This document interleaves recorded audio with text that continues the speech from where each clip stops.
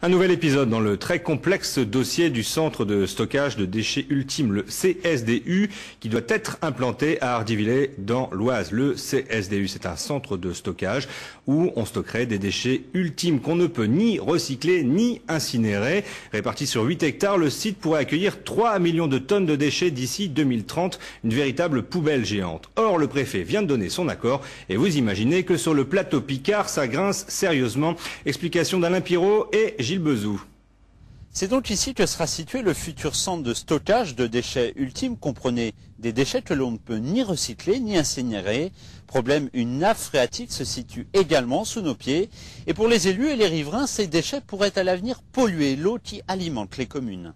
Le principal opposant au centre de déchets, le voici, Jacques Cotel, maire de Breteuil. 4 ans de procédure, des milliers d'euros dépensés en analyse et une conclusion.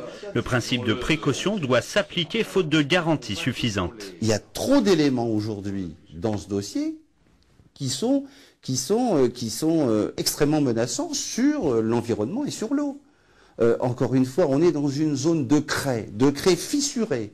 On sait très bien que ces jus, ces lexivia qui vont descendre de ce centre de stockage, un jour ou l'autre arriveront à la nappe. Trop dangereux, et pourtant le préfet de l'Oise, Nicolas Desforges, dit le contraire. Dans son communiqué, le représentant de l'État assure que le captage d'eau de Breteuil est hors d'atteinte d'une pollution et qu'aucune raison ne permet de différer le projet.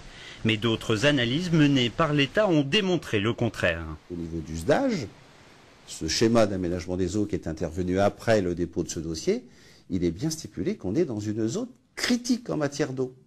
Alors, où est la cohérence ? Où est la cohérence des services de l'État ?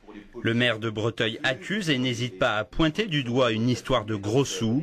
L'entreprise Guderbeck, instigatrice du projet, n'a pas donné suite à nos questions.